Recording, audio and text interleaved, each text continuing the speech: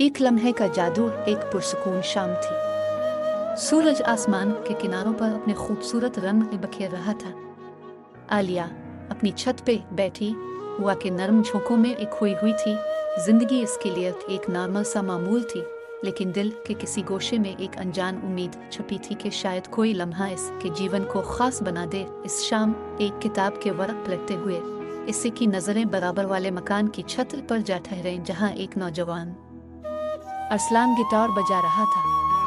अरसलान की मौसीकी में एक अजीब सी कशिश थी जो आलिया के दिल को अपनी तरफ खींचने लगी। ये रोज का मामूल बन गया। आलिया हर शाम गिटार के धुनों में अपनी सोचों के पर लगा लेती।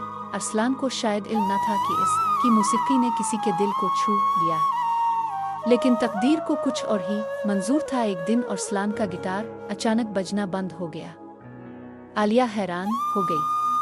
वो इसी इंतजार में थी कि कब फिर से मौसीकी के स्वर सुनाई देंगे, लेकिन कई दिन गुजर गए और हर शाम खाली खाली लगने लगी। आलिया की बेचैनी बढ़ने लगी। आखिरकार उसने खुद अरसलान से बात करने की ठानी। इस शाम वो अपना हौसला जमा करके इसकी छत पर गई। अरसलान हैरत से इसकी तरफ देखने लगा। जी, कोई काम था? आलिया ने धीरे से कहा। आपकी गिटार की धुनें बहुत खास थी। मुझे लगता है कि वो सिर्फ धुनें नहीं, कुछ एक कहानी सुनाती थी।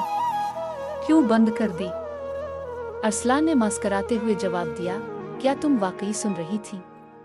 मैं सोचता था कि मैं सिर्फ खुद के लिए बजा रहा हूँ, लेकिन मेरा गिटार कुछ दिन पहले खराब हो गया था। ये जुमला आलिया के दिल को सुकून दे गया कि अरसलान ने जानबूझकर गिटार बंद नहीं किया था। इसने हल्की मुस्कान के साथ कहा, तो क्या आप मुझसे गिटार शेयर करने के लिए चाय पर दावत कबूल करेंगे?